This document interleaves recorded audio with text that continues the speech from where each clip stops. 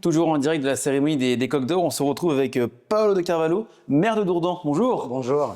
Alors, monsieur le maire, qu'est-ce qui se passe un petit peu chez vous, l'actualité? Dites-moi tout. À Dourdan, en ce moment, on est en train de préparer la fête des jardiniers, qui est une fête assez sympa. Et l'idée, en fait, c'est de promouvoir la culture, la culture en général, mais surtout la culture du goût et du jardin et du paysage, puisque vous savez que la ville de Dourdan, c'est le premier poumon vert de l'Essonne et le deuxième poumon vert de l'Île-de-France. Si vous respirez ici en Île-de-France, c'est en partie grâce à Dourdan. Donc vous avez quand même une partie, un facteur où vous l'appuyez sur le côté transition écologique, tous ces sujets-là?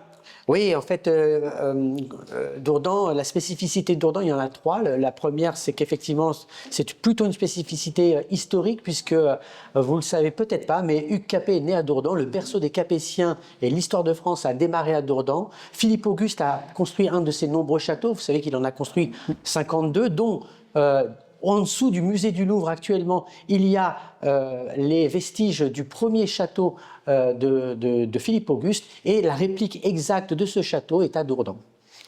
Monsieur le maire, vous êtes avec nous aujourd'hui pour une remise de trophée particulière, un trophée nature, culture et citoyenneté. Qu'est-ce que c'est ce trophée? Alors, je vous parlais de la première spécificité, permettez-moi d'aborder la deuxième et troisième spécificité. La deuxième, donc, je vous l'ai dit tout à l'heure, donc 45 000 m² d'espace vert, près de 110 000 arbres à Dourdan, 10 arbres par habitant, c'est assez exceptionnel pour une ville d'Île-de-France. Et puis la troisième spécificité, c'est sa spécificité un peu plus contemporaine, puisque à Dourdan, centre-ville, vous avez des maisons qui peuvent valoir entre 1 million, voire 2 ou 3 millions d'euros. Et en périphérie de Dourdan, à 20 mètres du centre-ville, vous avez des quartiers, et notamment des quartiers issus, des quartiers type un peu politique de la ville. Nous ne sommes pas catégorisés comme politique de la ville, mais des quartiers plutôt avec un taux de pauvreté très, très fort. Et donc l'idée, c'était de faire coexister ces deux mondes qui souvent vivent à côté des uns des autres, mais pas ensemble. Et pour cela, nous avons mis en place donc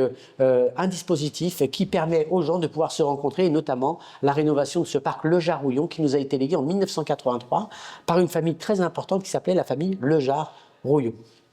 D'accord, très bien. Donc nous, un petit peu d'histoire, un petit peu de transition écologique, d'environnement, très intéressant comme projet.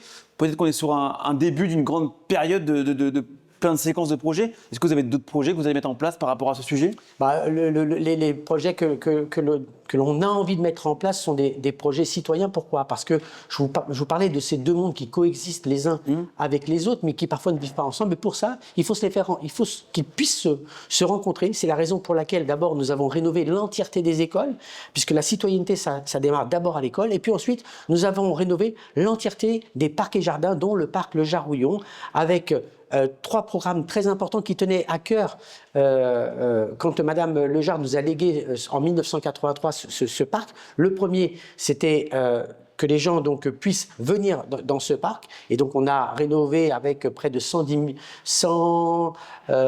1000 rosiers, pardon, et près de 219 000 plantations sur l'ensemble de la ville. La deuxième chose, c'est que Madame Le Jard était passionnée d'histoire, de livres, de culture. Nous avons créé un espace lecture à l'intérieur de ce parc. Et la troisième chose, c'était le bien-être, puisque Madame Le Jard adorait donc la nature, et nous avons mis en place un espace pour promouvoir la zen attitude, c'est-à-dire la pratique du yoga, de la méditation et parfois aussi de la confiance en soi. Et c'est la raison pour laquelle ce parc aujourd'hui permet à celles et ceux qui coexistent ensemble de vivre maintenant ensemble dans ce beau parc. Monsieur le maire, merci beaucoup pour ce joli projet. Bravo à vous. Merci.